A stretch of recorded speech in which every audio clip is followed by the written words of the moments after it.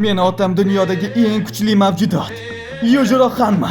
Bir kun kelib meni o'g'lim Hanma Baki menga qarshi jang qiladi. Va o'shanda meni o'g'lim butun dunyoga Yujiro Hanmadan ham kuchliroq inson borligini isbotlab qo'yadi. Ushbu animening to'liq nomi Jangchi Baki. Animedagi bosh qahramon Hanma Baki ismli yosh yigit 18 yil umrini jang san'ati va mashqlarga bag'ishlaydi. Bu yo'lda u dunyodagi eng kuchli jang san'ati ustalari bilan birma-bir jang qilib chiqadi. Maqsad faqat bitta: yer yuzidagi eng kuchli inson Yujiro Hanmani mag'lub etish. Lekin taqdir taqozosi bilan Yujiro Hanma va Baki Hanma ota va o'g'il bo'lishadi.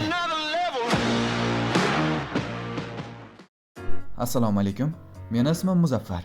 Men Jangchi Baki animasini o'zbek tiliga ovozlashtiruvchi yosh va havaskor dublyaj aktyoriman. Ushbu animedagi deyarli barcha erkak qahramonlarga o'zim ovoz beraman. Hozirda Baki animasini Netflix kompaniyasi bilan hamkorlikda ishlangan quyidagi fasllariga ovoz berib tugatganman.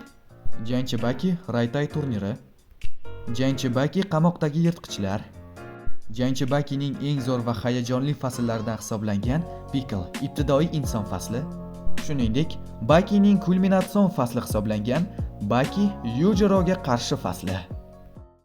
Boshqa chidab tura olmayman, Rats. Bilasanmi, Ratsu? Men Yura davridan kelgan bu yovvoyini burnini yerga shqab qo'ymoqchiman. Attiga 10 ming so'm evaziga siz Jangchi Bakini 60 dan oshiq qismini o'zbek tilida meni kanalimda tomosha qilishingiz mumkin.